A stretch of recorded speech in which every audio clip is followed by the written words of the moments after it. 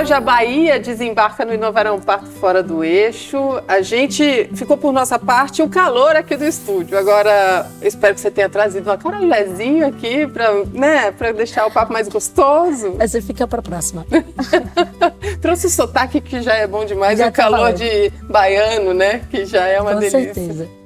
Ela é a Paula Moraes, que é fundadora da Intera, uma empresa de recrutamento tech do Brasil e que atende corporações gigantes buscando talentos para ocupar vagas que muitas vezes ficam desocupadas meses, anos, né? Sim. Eu quero saber tudo da história da Intera, mas antes, o que a gente está fazendo aqui no Inovarão Parto é entender um pouco do potencial e de como funcionam os ecossistemas de inovação e empreendedorismo por todo o Brasil. E eu queria entender como é que está isso em Salvador ou na Bahia, de uma forma geral. Bom, ótimo ponto. A Bahia, de um modo geral, né, a gente vem se movimentando nos últimos anos muito em torno dessa bandeira de fortalecer o ecossistema de empreendedorismo. Há 10 anos atrás, 2013 mais ou menos, foi quando eu comecei a emergir mais nesse conceito de ecossistema empreendedor e quais são as variáveis que influenciam em fortalecer um ecossistema, né? E comecei a cair nos eixos que tem a ver com acesso a capital, a infraestrutura regulatória, cultura empreendedora e principalmente capital humano. Mas quem era muito forte nesse tema de cidades empreendedoras era a Endeavor, né? Que ainda é, na verdade, que lança aquelas pesquisas anuais sobre cidades empreendedoras com os índices e tal. E eu lembro que marcou muito naquela época que Salvador era a pior cidade para se empreender no Brasil. E aí eu fui tentar entender por quê, né? Por que é tão ruim empreender nessa cidade? E comecei a me envolver nessa atmosfera, né? Entender os atores, desde a Sebrae, a Age Bahia, a ABS Startups, as associações que existiam e que, né, trabalhavam ali em torno da temática para fortalecer o empreendedorismo. É muito forte o empreendedorismo de necessidade lá, né? Então... Mas aí é de economia real, não tem a ver com esse empreendedorismo tecnológico. Né? Exatamente. O empreendedorismo real, assim, é muito, muito forte na Bahia e em Salvador. Mas quando a gente vai para um empreendedorismo mais voltado para inovação, para tecnologia, ainda está muito lá atrás. A gente teve um boom ali nos primeiros 5 anos, né, desde 2013 para cá, ali até 2018, que foi justamente a minha geração que foi muito impactada por esse movimento. A gente fundou, na época, uma liga de empreendedorismo na universidade, porque o principal pilar, na minha opinião, aí já trazendo um pouco da minha visão sobre ecossistemas, está em capital humano. Não tem jeito. É gente. Tudo no final é gente. A gente fala essas estruturas, mercado, ambiente regulatório super importante, acesso a capital extremamente importante. Mas no final das contas, quando você tem uma massa de pessoas boas concentradas em um só lugar, mão de obra qualificada, pessoas que estão buscando fazer acontecer, você vê as coisas acontecerem, né? Você vai lá, sei lá, no Silicon Valley, você vê por que o Vale do Silício é o Vale do Silício. E a gente tem muito a referência de Stanford. Stanford aglomera as melhores cabeças do mundo inteiro num só lugar. Todo mundo mora junto e dali sai o Google, HP, sai diversas tecnologias que mudam o mundo. E quando eu olho para Salvador, principalmente, né, falando Bahia, falando Salvador, a gente vê um ambiente universitário ainda muito defasado, né? Não é como você estava até citando na estante, quando a gente estava conversando, ali o interior de Minas Gerais, você tem Santa Rita do Sapucaí, Itajubá, Lorena, né? Lorena já aqui em São Paulo, mas ali tem um ecossistema universitário em que as pessoas... As universidades são difíceis e as pessoas têm turmas e elas moram ali, é uma cidade quase universitária. E lá em Salvador, capital, né, não é muito assim, né? As universidades, você pega ali uma turma, você não tem uma concentração de talento ali densamente desafiado para poder coisas surgirem a partir dessa convivência. E esse era um dos principais incômodos que eu tinha com o ambiente universitário lá. Foi daí que a gente fundou uma liga de empreendedorismo para falar de empreendedorismo, de inovação, de tecnologia dentro do ambiente universitário. E essa associação chamava Liga, né? Ela acabou ligando vários atores.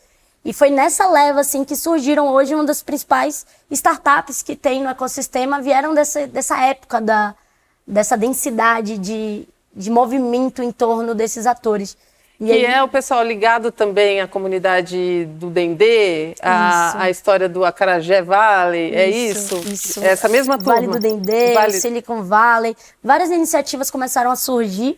E aí a Intera entrou como? Aí a partir disso, desse grupo, você já criou a Intera, mas antes teve uma outra história, uma escola de tecnologia, não é isso? Sim, na verdade assim, tudo começou, eu comecei a trabalhar com e-commerce, meu primeiro emprego foi com e-commerce. E aí eu trabalhava numa agência digital lá em Salvador, que fazia comércio online, né? Produzia os e-commerces para as empresas. Na época eu não entendia nada disso, mas eu queria fazer um negócio digital, eu tinha essa ideia de empreender.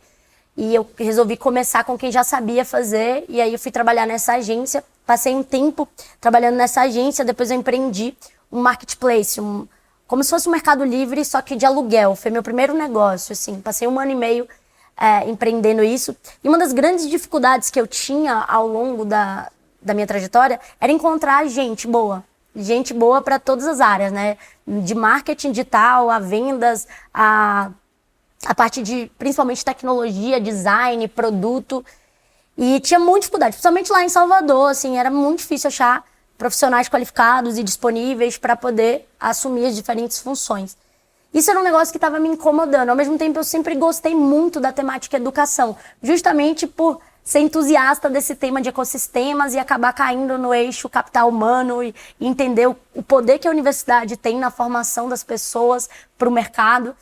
Então, eu sempre gostei muito dessa temática de educação e, ao mesmo tempo, eu via que faltava mão de obra qualificada. E aí, contando a história, né, eu acabei ganhando uma bolsa para estudar fora do país, pela Fundação Estudar. E lá fora eu acabei me envolvendo com muitas iniciativas de educação, dentre elas uma escola que formava profissionais para o mercado digital.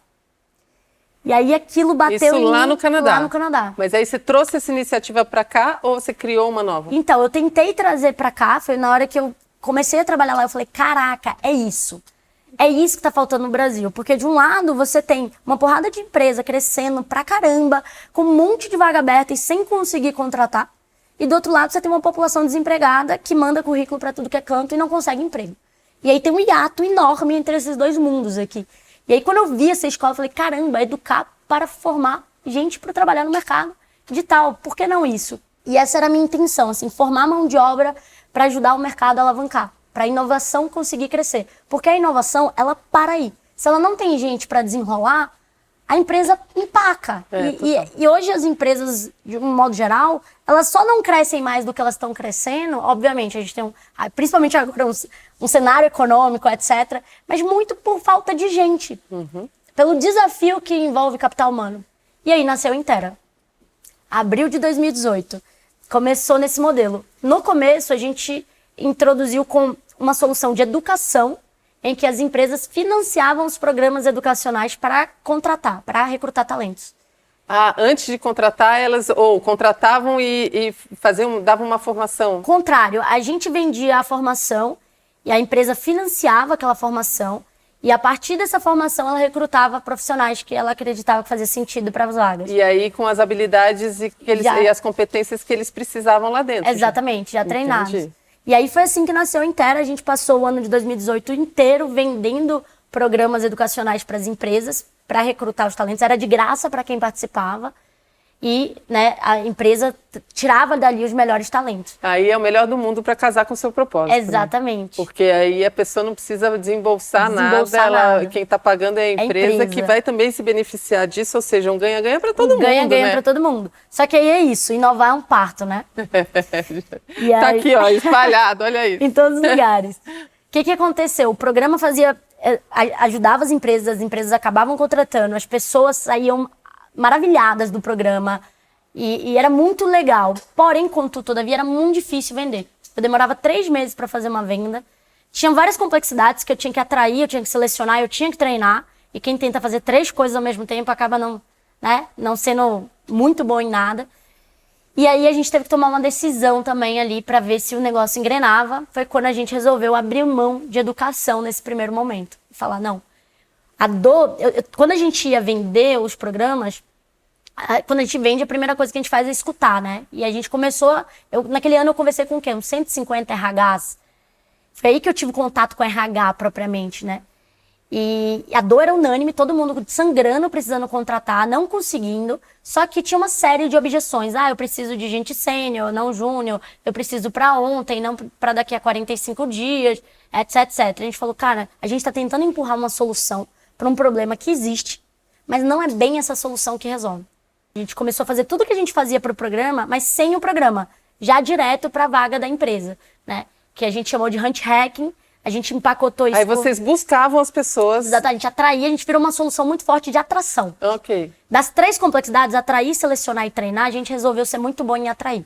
Tá. E aí a gente lançou uma solução que era um recrutamento online, em que as empresas contratavam créditos do nosso serviço e a gente atraía pessoas e triava para o processo seletivo delas. A gente empacotou isso como se fosse um software, ela comprava créditos do nosso serviço, um pacote anual, e ela ia usando esses créditos ao longo do ano. E a gente botou isso na rua e deu muito certo, porque gerou contratação muito rápido, e o modelo se provou muito rápido também, até porque a forma que as empresas recrutam hoje, né, ainda está muito arcaico, não tem muito método, dados, tecnologia a seu favor, como a gente já viu o marketing se reinventar e saiu do outdoor e do panfleto e virou marketing digital. A gente começou a pioneirar o recrutamento digital. E nessa a gente começou a crescer muito, aí a gente acertou a mão. E aí, no ano passado, a gente lançou um software. A gente foi para um outro mercado agora, que é o software de recrutamento propriamente. Aí agora a gente está empreendendo com tecnologia, né? Então, se antes a gente recrutava para a tecnologia como um serviço e usava a tecnologia a nosso favor, agora a gente vende o software e empoderando as empresas a fazer o que a gente fazia para elas. Cara, você está contando, as coisas estão fazendo todo sentido e uma coisa emenda a outra, um insight te leva para uma execução, mas como é que você conseguia transformar isso em execução? Assim, tinha alguém que te apoiava, você trazia, ou era buscando gente mesmo? Porque você tinha que criar essas soluções, né? Sim. Não era só, eu sei que estão precisando disso, mas e aí? Você cria o quê? Um software, um quê? Um quê? Né? Não, bom, primeiro que a resposta para tudo é gente, não tem para onde correr, né? Gente que faz a coisa acontecer. Então a gente saiu de uma empresa de 5 pessoas para mais de 200, operando para várias empresas ao mesmo tempo. A gente teve que criar uma infraestrutura interna para fazer isso de forma rápida, inteligente, assertiva. Então tudo começou de dentro para fora, assim, a gente criando a nossa própria tecnologia para poder dar conta da operação de serviço que a gente estava prestando. Mas aí eu te pergunto de novo tem muita empresa que a gente vê as startups quando estão nessa fase entrando em projeto de aceleração, em processos assim, ou buscando fundos, né, para você ter recurso para acelerar. Vocês entraram nessa também ou vocês estavam conseguindo fechar a conta sozinhos? Não, então, a operação de serviço, ela sempre foi uma operação rentável e ela foi bootstrap, né? Que é quando você opera com caixa do próprio cliente. A gente cresceu com o dinheiro do cliente. Então, a gente é uma empresa sustentável, rentável, crescimento, lucrativa. Mas para a gente investir no software, ia ser muito arriscado a gente pegar dinheiro do caixa para poder... E aí ia crescer de uma forma muito devagar. Então, a gente resolveu pegar capital externo, a gente levantou uma rodada. Primeiro com Anjos, a gente captou 2,5 milhões para começar ali a montar a infraestrutura do que a gente ia vir jogar no mercado. Mas aí vocês criaram uma outra unidade. Uma outra unidade de negócio. Isso. Que legal. Então essa aqui continua andando. Continua andando. Que é legal, porque ela já era rentável, ela já tinha vida própria. Vida própria. Mas vocês criaram outra unidade de negócio até para uma coisa não canibalizar a outra. Exatamente. E aí a gente, de alguma forma, né, o software, ele empodera as empresas para não precisar do nosso serviço. Então, de alguma forma, a gente está acabando canibalizando, sim, o serviço, mas a gente nunca vai deixar de ter a demanda da terceirização. Então, isso aqui continua... Tem empresa para tudo, né? Exatamente. Aí, quando a gente fala, captou 9 milhões, mais 2,5 milhões, e aí a gente entra... Parece até que foi fácil. E aí eu queria que você contasse os tombos que a gente leva... Porque mulher com cara de novinha, sim. Tudo bem que você manda uma energia, uma segurança maravilhosa, mas aí me conta aí, como é que foi fazer isso? Não, total, a gente tentou captar em 2019, eu lembro que no começo eu que estava à frente dessa operação. E aí eu tomei assim, conversei com os 20 fundos, os 20 disseram não, né? Não porque vocês não têm um CTO, não porque o modelo de vocês ainda não é escalável, não porque... E eu vinha com um sonho grande, né? A empresa de recrutamento que vai substituir as universidades ali na frente. E sempre tive essa ousadia e sempre a gente vai ter, faz parte do nosso DNA. Mas eu lembro que a gente tomou muito não. E na época eu fiquei até descrente um pouco do mercado de venture capital. Eu comecei a ficar descrente mesmo, assim. Eu ia conversar com os fundos e, assim, eu tenho um sócio, né? Agora eu tenho um outro, somos 3, 2 homens e eu. E eu lembro que eu apresentava tudo, eu vendia tudo, mas na hora de fazer a pergunta era pra ele. Não. E aí eu ficava, não é possível. E aí a gente vai enfrentando, né? Tem tá no subconsciente, assim, uma falta de segurança propriamente quando é uma mulher à frente de uma iniciativa. Pelo menos é o que eu enxergo, assim. Naquela época foi super frustrante, mas, assim, faz parte da vida da empreendedora. Logo depois o meu sócio assumiu essa frente de captação. Foi aí que a gente fechou a rodada com os anjos e o fundo também foi ele que liderou o processo de lidar com os investidores. Mas é um mundo completamente masculino, né? Não tem... Mas eu gostei que você falou, eu comecei a ficar com descrédito, eles entraram em descrédito com você, não é que você começou a desacreditar na sua ideia, né? Não. Porque no seu negócio, porque isso acontece também, às vezes você leva tanto não, você fala, será possível? Então vai ver que eu tô viajando, doida, né? Tô louca. Não, se tem uma coisa que não assim, família, todo mundo falando, que isso você tá fazendo? Que abstração é essa? Que você quer mudar o mundo, você é romântico. Não, ninguém abaixa a cabeça, segue, a gente tem confiança que isso aqui vai ser grande, isso aqui vai mudar o mercado. E aí a gente não se deixou abalar, assim, por todos esses obstáculos que surgiram no meio do caminho.